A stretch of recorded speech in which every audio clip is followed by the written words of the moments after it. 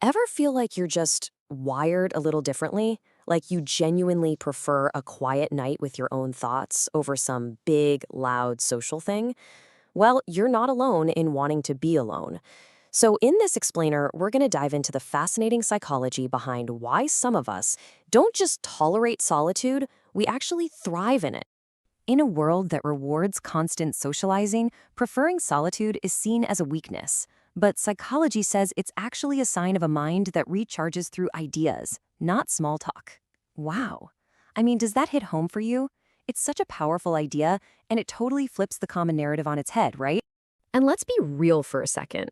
We live in a world that often feels like it was designed by and for extroverts. The pressure to connect, to network, to always be on, it's just immense.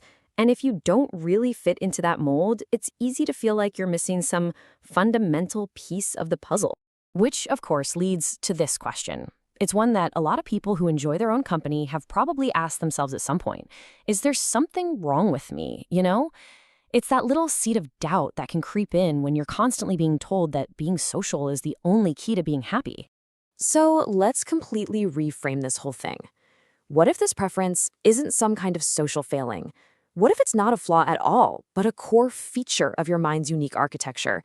Like it's part of this psychological blueprint for how you're meant to engage with the world. And here is the absolutely crucial point. Wanting to be alone isn't about being antisocial or disliking people. Not at all.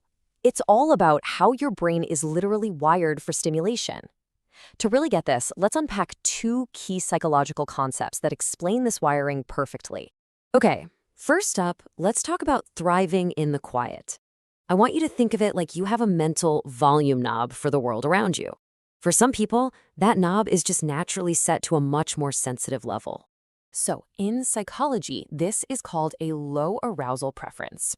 It sounds kind of technical, but all it really means is that you perform, think, and feel your absolute best in calm environments.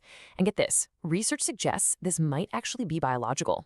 Some brains are just more sensitive to things like dopamine, which means it takes way less external chaos to feel alert and engaged. So you can see the contrast here. On one side, you have the high arousal environment, the loud party, the big crowd. For someone with a low arousal preference, that's just draining. It's noise. But on the other side, you have the low arousal environment, a quiet room, a walk in nature. That feels restorative. It's energizing. It's where your mind can finally breathe and actually get to work. All right, on to our second concept, and this one builds directly on the first. It's all about where you get your sense of self-worth. Do you look for it out there in the crowd, or do you already carry it inside you? This is all about the power of having your own inner compass.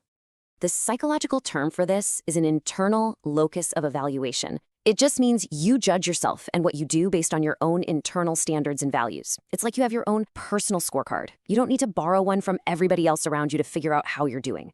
And the difference is huge, right? External validation is all about seeking approval from others, defining success by what public opinion says it is. But with internal validation, you're guided by your own principles. Success is defined by your personal standards. And when you have that, you really don't need a cheering crowd to feel worthy or successful. So, when you combine these two things, a low arousal preference and an internal locus of evaluation, what you get is this really powerful psychological profile. It's a profile where solitude isn't just something you can tolerate. It actually becomes a genuine strength. Seriously, think of these as your mind's superpowers. You recharge through deep ideas, not superficial small talk. You don't just survive, you thrive in calm, focused environments. You're guided by your own strong values, not by fleeting trends. For you, your own inner world can be way more stimulating than any party.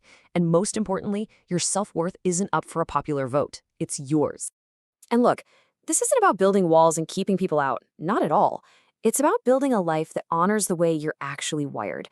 So now that you understand the unique architecture of your mind, the real question is, how will you intentionally build your world around it?